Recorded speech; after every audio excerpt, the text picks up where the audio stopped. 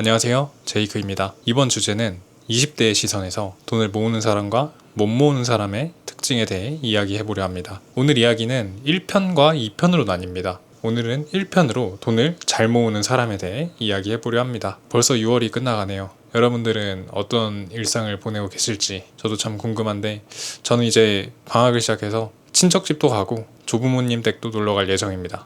또 뉴스도 많이 보면서 시사경제 용어를 많이 좀 눈에 익혀두려고 합니다. 또 오늘 주제는 참 재밌는 게, 돈을 잘 모으지 못하는 사람이었던 제 입장에서 돈을 잘 모으는 사람의 습관이나 행동을 제 나름의 주관으로 분석해봤던 걸 소재로 한 영상이기에, 평소 본인이 돈을 잘 못 모은다 하시는 분들에게는 나름의 공감대를 형성할 수 있을 것 같고, 잘 모으시는 분들은 또 나 자신을 생각하면서 내가 이런 점이 있었나?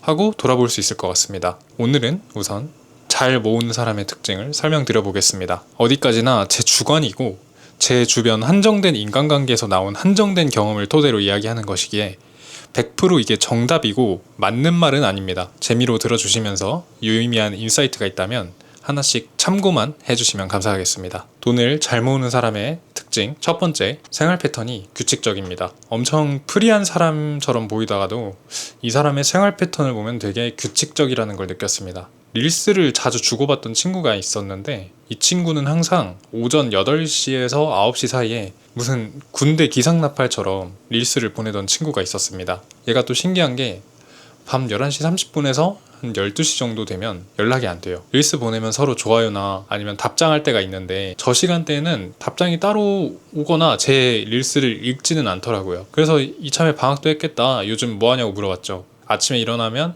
운동을 가고, 아침에 못 가면 밤에 운동을 꼭 한대요. 그것도 주 4회 이상. 그리고 평일 오후에는 공부하고 주말에는 알바 가고, 7월인가 자격증 시험을 준비하면서 8월쯤이나 볼 수 있을 것 같다고 합니다. 그래서 이 말뿐인 이야기를 어떻게 믿냐고 좀 물어보면, 이 친구는 일단 피부나 체형이 항상 일정한 친구예요.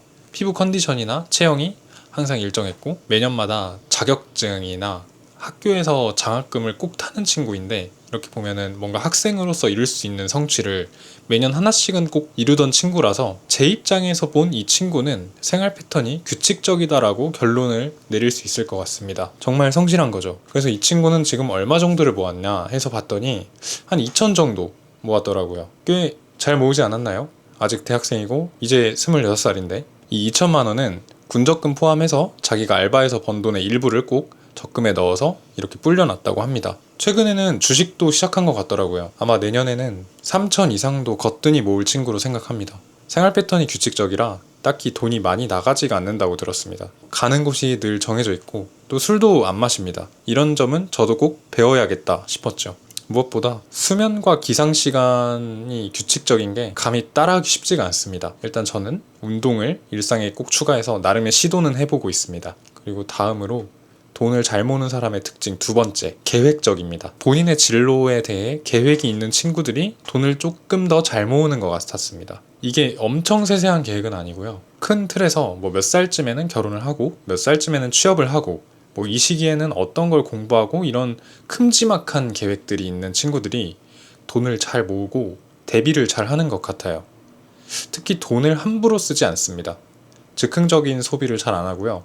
자신의 미래에 대해 투자할 수 있는 부분은 또 아낌없이 잘 씁니다. 2년 전 이야기인데, 요식업을 준비하는 친구가 본인이 창업을 위해 어떤 걸 마련하고, 그리고 또 어떤 준비를 하고 있는지 저한테 얘기를 해주더라고요. 일단 지금은 식당에서 일을 배우는 중인데, 배우면서 얻는 돈의 절반 이상은 꼭 돈을 모으고, 소비를 해도 학원이나 강의에 투자하는 느낌으로 돈을 쓴다고 하더라고요. 목표의식이 뚜렷한 친구였어요.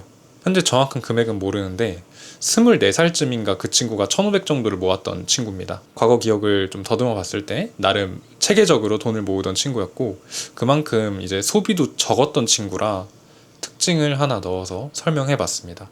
돈을 잘 모으는 사람의 특징 세 번째, 허영심이 없습니다. 이번에는 제 친구가 아니라 주변 어른 이야기인데, 돈을 꽤 잘 버시는 걸로 알고 있습니다. 부동산 임대소득으로 월 270만 원 정도의 고정적인 소득이 발생하고 있고, 사업소득으로 월 평균 800 이상 돈을 잘 버시는 분입니다. 아마 총 자산은 10억 이상으로 예상되고 정확한 수치는 모릅니다. 이분은 허영심이 없습니다. 어떤 점에서 느껴졌냐면 제가 본 단편적인 시선에서 옷은 항상 똑같거나 아니면 비슷한 옷들 돌려서 입으시고 뭐 중요한 자리나 미팅 때는 좋은 옷 깔끔하게 차려입고 가시겠지만 평소에는 무조건 편한 기능성 또는 통풍 잘 되는 그런 소재의 옷들을 입고 다니십니다. 그리고 차 욕심이 없습니다. 일단 차 사면 한 20만원 기본으로 타시고 최근에서야 차를 바꾸셨는데 무려 12년 만에 차를 바꾸셨다고 합니다. 이분께는 차는 그냥 이동수단이고 옷은 통풍 잘 되고 사이즈 맞으면 그게 옷입니다. 이런 점이 참 20대 시점에서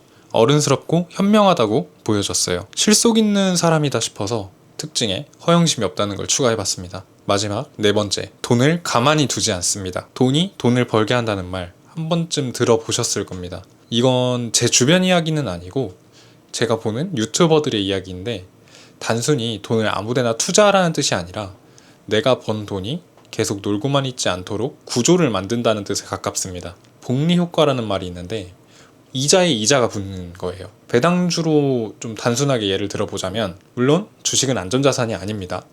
배당을 준다고 해서 원금이 보장되는 게 아니고 주가가 떨어질 수도 있고 배당이 줄어들 수도 있습니다. 그래서 이건 투자 추천이 아니라 복리 구조를 이해하기 위한 예시로만 봐주시면 좋겠습니다. 만약 1억 원을 연 5% 배당을 주는 자산에 넣고 배당소득세 15.4%를 제외한 세후 배당금을 매년 다시 투자한다고 가정하면 20년 후에는 이 원금 1억이 약 2억 2,900만 원 정도가 됩니다. 그리고 20년 차에는 세후 배당금이 약 929만 원 정도가 됩니다. 그런데 여기서 원금이 10억 원이라면 같은 조건에서 20년 후 원금은 22억 9천만 원 정도가 되고 20년 차 세후 배당금은 약 9,294만 원 정도가 됩니다. 다만 10억 원처럼 금액이 커지면 이야기가 조금 달라지는데 이제 첫 해 배당금만 5천만 원 정도이기 때문에 배당소득세뿐만 아니라 이제 금융소득 종합과세나 건강보험료 같은 부분도 함께 고려해야 합니다. 그래서 단순히 5% 배당이면 좋다 이렇게 보면 안 되고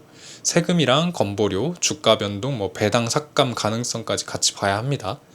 그래서 제가 여기서 말하고 싶은 핵심은 특정 주식이나 배당주가 좋다는 이야기가 아닙니다. 돈을 잘 모으는 사람들은 단순히 돈을 통장에만 두는 게 아니라 뭐 예적금이든 ETF 투자든 뭐 연금이든 자신에게 맞는 방식으로 돈이 조금씩이라도 일할 수 있는 구조를 만든다는 점입니다.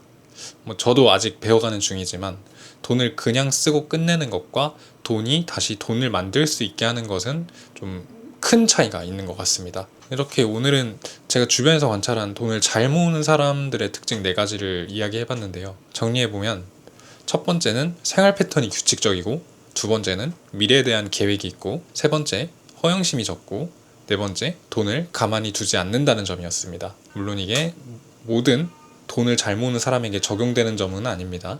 하지만 적어도 제가 봤던 돈 잘 모으는 사람들은 돈을 무작정 아끼기만 하는 사람들이 아니라 자신의 생활, 목표, 소비, 투자 방식에 어느 정도 기준이 있는 사람들이었습니다. 저도 아직 돈을 잘 모으는 사람이라고 말하기는 어렵지만 이런 사람들을 보면서 조금씩 배워가고 있습니다.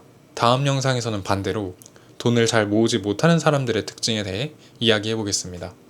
오늘 영상은 여기서 마치겠습니다. 오늘 하루도 고생 많으셨습니다. 감사합니다.